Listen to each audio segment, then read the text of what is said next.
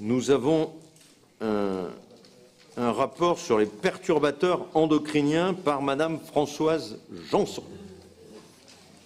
Bien, Monsieur le Président, chers collègues, je vais donc vous proposer aujourd'hui la signature de la charte Villes et territoires sans perturbateurs endocriniens, mais surtout le plan d'action par lequel nous souhaitons concrétiser cette signature. Alors, je vais me permettre un tout petit rappel sur les perturbateurs endocriniens et sur les hormones, histoire qu'on soit tous bien au courant de ce que sont les perturbateurs endocriniens. Les hormones sont donc des molécules qui sont fabriquées par les glandes endocrines et qui, transportées vers des organes, vont décider ou empêcher de leur réponse spécifique. Et donc, ce sont les régulateurs de l'organisme en quelque sorte. Les perturbateurs endocriniens sont des substances chimiques qui vont aller interférer avec le système hormonal, qui vont pouvoir bloquer ou activer ou mimer son fonctionnement. En cela, ils peuvent être très dangereux. Alors, ils sont d'abord très nombreux. En 2013, on pensait qu'il y en avait 177, comptabilisés par l'OMS. On en est à des centaines, plusieurs centaines maintenant, voire à des milliers. D'autant plus qu'un certain nombre de mélanges de molécules, pas forcément perturbateurs endocriniens tout seuls, le deviennent quand ils sont mélangés. Ces perturbateurs endocriniens ont plusieurs caractéristiques par rapport à des bactéries ou à des virus. D'abord, leurs effets ne sont pas proportionnels à la dose ingérée, c'est-à-dire que mini-dose, maxi-effet. Quelquefois, maxi-dose, mini-effet. Mais ça, c'est moins grave. Ils ont ce qu'on appelle des effets cocktails, c'est-à-dire une exposition simultanée à plusieurs produits va augmenter leur toxicité jusqu'à la multiplier par 1000. Ils ont des effets cumulatifs, c'est-à-dire que si vous en absorbez un petit peu à 10 ans, à 15 ans, à 20 ans, etc., vous ne les éliminez pas et les effets se cumulent au fur et à mesure des années. Ils ont des effets différés, c'est-à-dire qu'il y a un vrai temps de latence entre l'exposition au produit et les dommages qu'il peut provoquer. Et enfin, ils ont des effets sur les gènes, et c'est des effets qui, du coup, peuvent devenir transgénérationnels. Je ne citerai qu'un nom que vous connaissez tous, c'est le distilbène, où on en est à la 3e génération de dégâts auprès des enfants, des femmes qui en avaient absorbé. Les phases de vulnérabilité maximale, c'est grosso modo de la conception à la puberté, c'est-à-dire tout ce qui tourne aussi avant, pendant et après la grossesse. Alors vous allez me dire, c'est très bien, mais qu'est-ce que ça donne comme maladie, quel impact? J'en citerai quelques-unes. Il faudrait revenir à la diapo d'avant, on ne voit pas très bien, mais on vous la donnera. Ça peut donner des cancers, ça provoque des leucémies. On pense que ça, on est quasiment sûr que ça donne des maladies de Parkinson, des troubles du neurodéveloppement de l'enfant. On attribue en ce moment des recherches extrêmement sérieuses attribuent des diminutions des coefficients intellectuels des enfants aux perturbateurs endocriniens.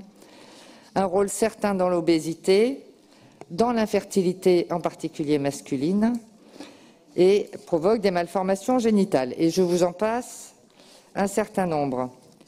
Ces perturbateurs endocriniens, le problème, c'est qu'on les trouve dans beaucoup d'endroits.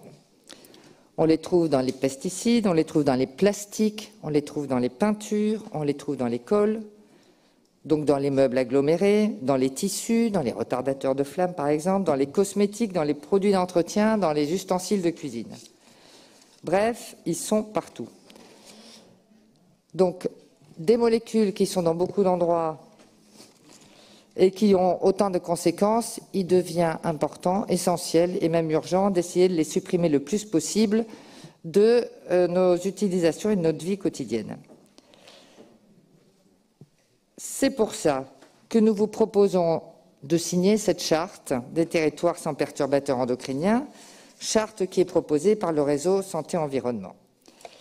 Alors, c'est l'aboutissement d'une dynamique qu'on a quand même lancée il y a quelques années, puisqu'on l'avait lancé dès le plan régional santé-environnement voté en 2017 et que dans l'appel à projet prévention que nous finançons chaque année, ce sont près de 60 projets pour 900 000 € sur les perturbateurs endocriniens qu'on a financés depuis 2017. Par contre, il fallait aller plus loin et nous l'avions annoncé dans la feuille de route Néoterra. Alors, le plan d'action que nous vous proposons, il est sur 3 ans. Il est assez court, il est assez concret, il n'y a pas énormément de mesures. Il y a 2 types de mesures. Des mesures qui concernent nos politiques sectorielles, avec la diffusion de l'information, en particulier auprès des professionnels de santé et des étudiants en profession de santé. Des actions sur la recherche, en particulier alors sur la recherche fondamentale, mais également de la recherche dans les entreprises, en particulier sur la cosmétique, dont vous savez que c'est un secteur industriel qui utilisait jusqu'ici beaucoup de perturbateurs endocriniens et c'est un vrai sujet de travail pour eux. Donc, première partie, nos politiques sectorielles, et puis il faut que nous soyons exemplaires. Donc, dans notre fonctionnement, ce que nous proposons, c'est de modifier nos critères d'éco-conditionnalité dans nos contrats, dans nos achats publics, par exemple, pour les cuisines des lycées, pour le nettoyage, pour les bâtiments. Ne pas acheter n'importe quel sol, n'importe quel meuble, et essayer d'éviter au maximum que les perturbateurs endocriniens soient dans ce que nous achetons. Alors évidemment, ça concerne un certain nombre de politiques, toute la politique de l'éducation. Je sais que j'ai l'appui de Jean-Louis Nandrini et celui de Pierre Chéret. J'ai sollicité le président de la commission d'appel d'offres qui m'a dit qu'il se tenait à notre disposition. Je pense qu'il faut qu'on soit tous ensemble sur cette politique. Ce sont des toutes petites choses, mais qui peuvent avoir de graves conséquences sur la santé de nous, pas tellement, mais surtout de nos enfants, de nos petits-enfants et de nos arrière-petits-enfants. Je vous remercie. Merci Françoise. Alors, bien entendu, nous avons Eddy Puigelon, Jacques Colombier.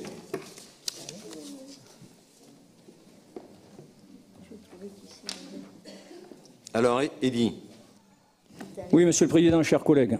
Évidemment, depuis 5 ans que j'aborde régulièrement le sujet des perturbateurs endocriniens, je suis extrêmement satisfait de cette délibération et franchement, je ne gâche pas mon plaisir à dire qu'enfin, on a un grand dossier sur les perturbateurs endocriniens. Évidemment, je reste un peu sur ma faim sur un sujet, mais on a abordé le sujet à midi, Monsieur le Président, c'est que vous parlez des eaux grises ou des eaux usées, mais vous citez jamais depuis 5 ans, je le rabâche, les stations d'épuration. Vous m'avez parfois dit qu'on allait travailler avec les entreprises innovantes pour arriver à trouver les traitements adaptés. On a abordé les sujets sur des corses de pin, on a abordé le sujet de l'entreprise innovante sur Marmande ou Agen. Mais ceci dit, aujourd'hui, on ne voit rien. Et quand je fais l'état de ces perturbateurs endocriniens dans l'eau des stations d'épuration, les services de l'État me disent « ce Puigelon, on sait faire ». Encore une fois de plus, quand je dis, quand ils me répondent ça, genre, normalement quand je suis à la RBNA, par exemple, on ne fait pas.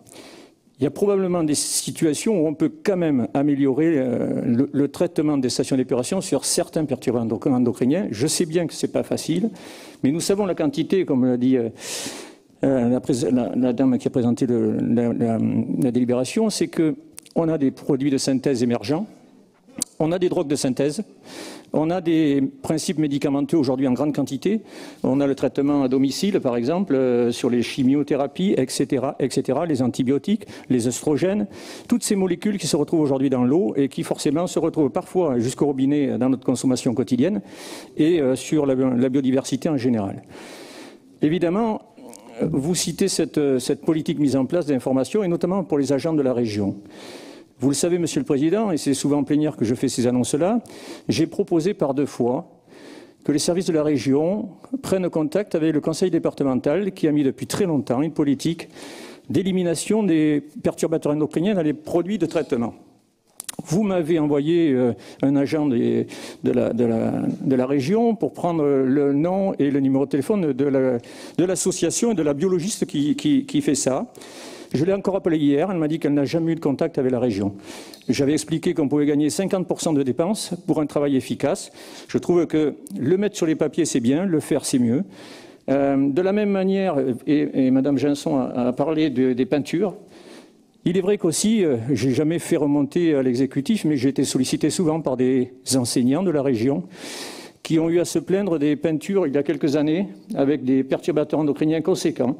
Il y a des enseignants aujourd'hui qui sont gravement malades, qui ont écrit au ministère un peu partout pour faire valoir leurs droits. Je trouve qu'en la matière, il faut tirer des leçons de cela. On ne peut pas revenir sur le passé, Mais soyons clairs, ces sujets-là sont extrêmement prégnants et ont des conséquences graves sur la situation que peuvent avoir les gens exposés.